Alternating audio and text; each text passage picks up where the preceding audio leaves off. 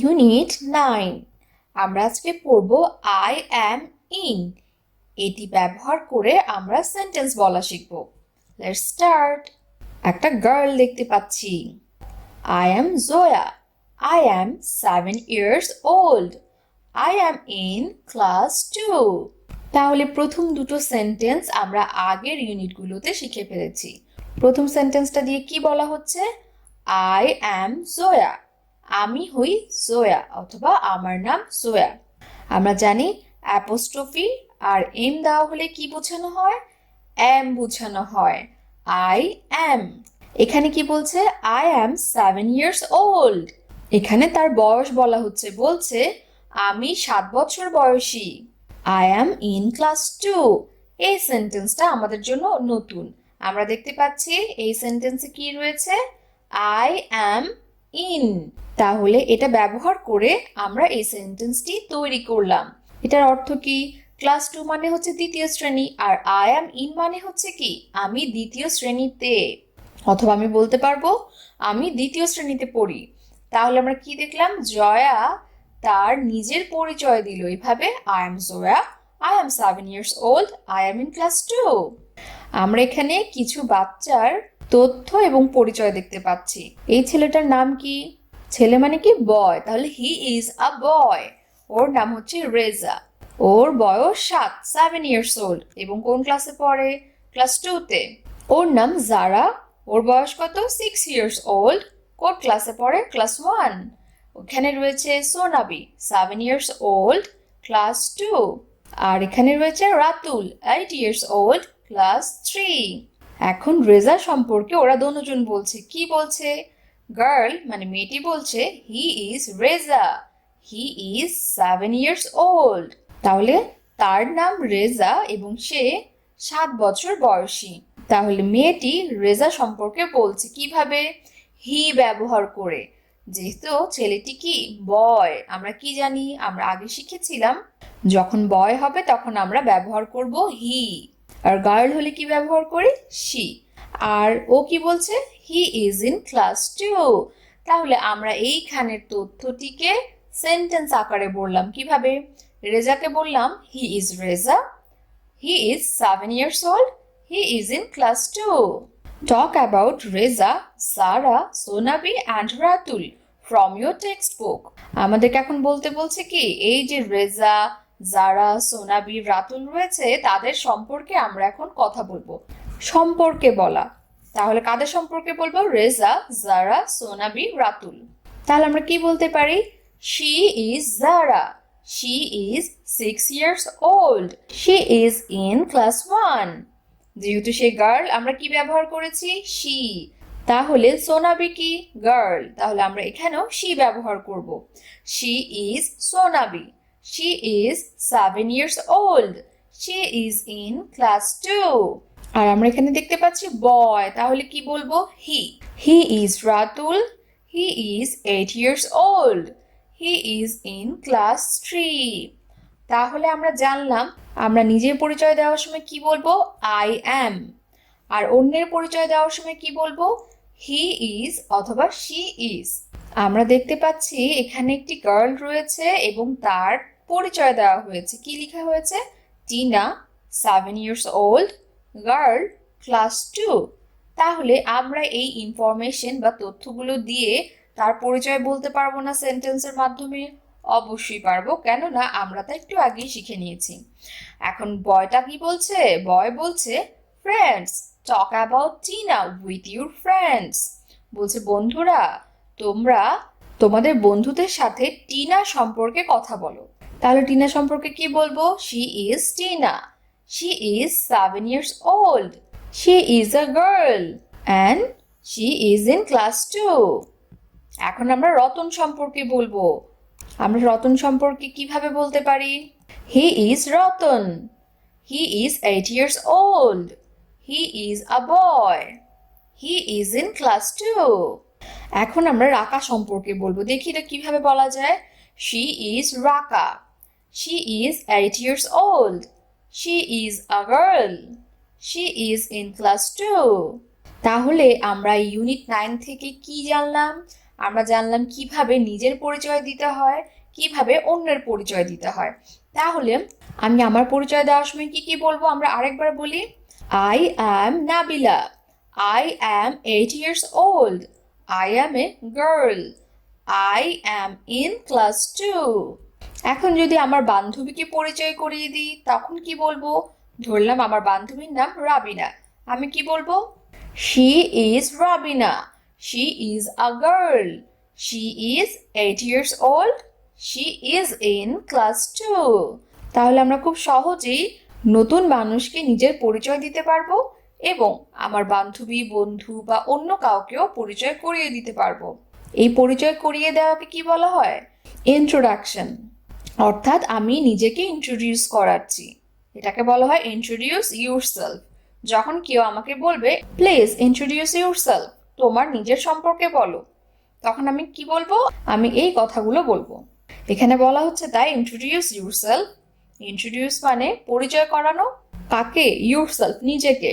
Introduce আ partner, একজন পার্টনারকে পরিচয় করিয়ে দিব। পার্টনার মানে হতে পারে আমার সহপাঠী বা ক্লাসমেট। আমরা এখন পড়বো রিভিউ 1 to 10। আমরা তাহলে নাম্বার 1 থেকে 10 পর্যন্ত আরেকবার মনে করব বা রিভিউ করব। Let's start. Say and right, বলি এবং লিখি। আমরা এখানে 1 থেকে 10 পর্যন্ত নাম্বার দেখতে পাচ্ছি, আমরা এগুলো মুখে মুখে বলবো। আমরা নাম্বারগুলোকে স্পেল করব, বানান করে করে লিখব। তাহলে প্রথমে রয়েছে নাম্বার 1। আমরা স্পেলিং কি লিখলাম? ONE, 1। তাহলে এখন কি লিখব? 2, TWO, 2। 3, THREE, 3। এরপর রয়েছে 4, FOUR, 4। তারপর রয়েছে 5, FIVE, 5। 6, SIX, 6। 7, SEVEN, 7। 8, EIGHT, 8। 9, NINE, 9। এরপর রয়েছে 10, TEN, 10। তাহলে আমরা 1 থেকে 10 পর্যন্ত সংখ্যাগুলো বা নাম্বারগুলো চিনতে পারলাম এবং বানান করে লিখতে পারলাম। Drag the number to the correct word, আমাদেরকে একটি দেখিয়ে দেওয়া হচ্ছে। তাহলে আমরা কি করব? ড্র্যাগ মানে আমরা জানি টেনে আনা, নাম্বারগুলোকে আমরা সঠিক শব্দের কাছে টেনে আনবো। তাহলে 1, 2, 3, 4, 5, 6, 7, 8, 9, 10। Drag and match complete.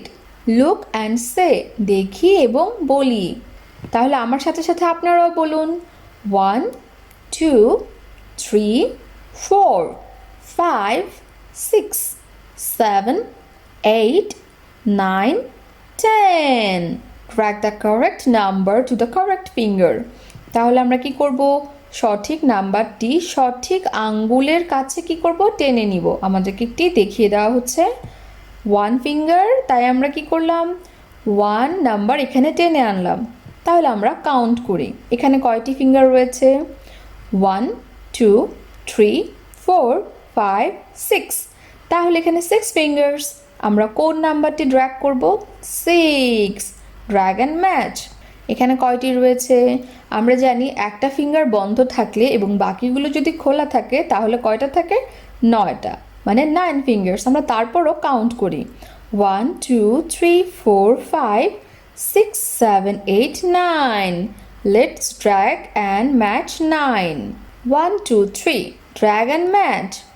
আর দু হাতের সবগুলো ফিঙ্গার যদি ওপেন থাকে তাহলে কয়টা হয়? 10টা। তারপর আমরা কাউন্ট করি। 1, 2, 3, 4, 5, 6, 7, 8, 9, 10. Drag and match. এখানে কয়টা রয়েছে? 1, 2, 3, 4. 4 fingers. এখানে রয়েছে 1, 2, 3, 4, 5. আমাদের একটি হাতে কয়টি ফিঙ্গার থাকে? 5. 1, 2. 2 fingers. এখানে কয়টি? 1, 2, 3, 4, 5, 6, 7, 8. 8 fingers. আর এখানে only 1 finger. আমরা একটি হলে কি বলি? একটি হলে আমরা ওয়ার্ডের সাথে এস যোগ করি না, মানে ওয়ান ফিঙ্গার। আর আমরা এতক্ষণ কি বলেছি? ফিঙ্গার্স। আর এখানে কি রয়েছে? 1 2 3 4 5 6 7, তাহলে 7 fingers. Arrange the numbers in correct sequence. Arrange মানে আমরা জানি সাজানো। আমরা নাম্বারগুলো সাজাবো কিভাবে? সঠিক ক্রম অনুযায়ী। সিকোয়েন্স মানে ক্রম। ক্রম মানে আমরা আগেই জেনেছি আমরা কি করব? যে লেটার বা যে নাম্বারের পর যেটা হওয়ার কথা আমরা সেটা বসাবো। আমরা 1 এর পর 2 বসাবো, 1 এর পর 2 3 4 5 বাদ দিয়ে আমরা 6 বসাবো না। So let's start. First of all 1 2 3 4 5 6 7 8 9 10। আমরা অ্যারেঞ্জ করে ফেললাম। Join the dots colour. আমাদের কি বলছে? এই যে এখানে ডট রয়েছে ইয়েলো কালারের, সেগুলো আমরা কি করব? জয়েন করব, মানে যুক্ত করব। তাহলে আমরা 1 এর পর সিকোয়েন্স অনুযায়ী কি হয়? 2, আমরা এখানে ক্লিক করব, জয়েন হয়ে গেল। দেন 3, দেন 4, দেন 5, দেন 6 7 8 9 10। আমরা সবগুলো জয়েন করে কি পেয়ে গেলাম? একটা স্টার পেয়ে গেলাম, smiling star.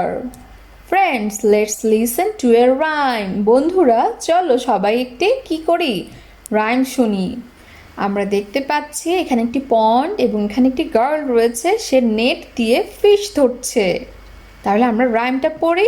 1 2 3 4 5 count the fish from 1 to 5 6 7 8 9 10 count the fish from 1 to 10।